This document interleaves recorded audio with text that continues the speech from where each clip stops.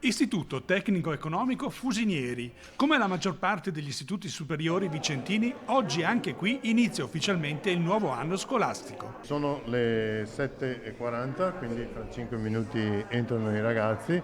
Praticamente abbiamo scansionato, controllato il Green Pass dei docenti che hanno la prima ora. Il controllo del Green Pass per docenti e personale è stata la prima preoccupazione per i dirigenti scolastici. Fino alla mezzanotte di ieri era in vigore la procedura attraverso l'app ministeriale. Non era ancora stata ufficializzata l'operatività della modalità più snella di controllo delle liste del personale, ma alla fine, sia pure in extremis, Il Ministero ce l'ha fatta, sì.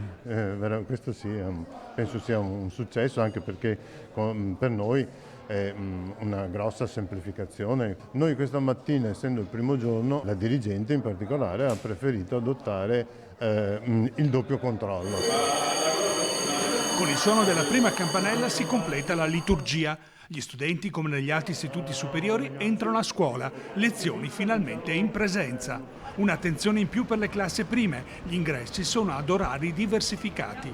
Si inizia con lo spirito estremamente fiducioso. Quest'anno, oltre a tutte le misure di sicurezza, abbiamo tutto il personale assolutamente vaccinato e comunque con il Green Pass, quindi siamo fiduciosi di cominciare meglio dell'anno scorso e di continuare meglio dell'anno scorso. Anche per le scuole comunali è stata la giornata ufficiale di avvio. Per la cronaca, oggi si registra anche il primo caso di chiusura in quarantena per 14 giorni di una sezione di un asilo nido. Una educatrice è risultata positiva al tampone molecolare. Il tutto nel rispetto della sicurezza previsto dalle procedure già codificate. La giornata di festa è proseguita poi con la visita del sindaco Francesco Rucco al comprensivo IC2. I ragazzi lo hanno accolto a suon di musica.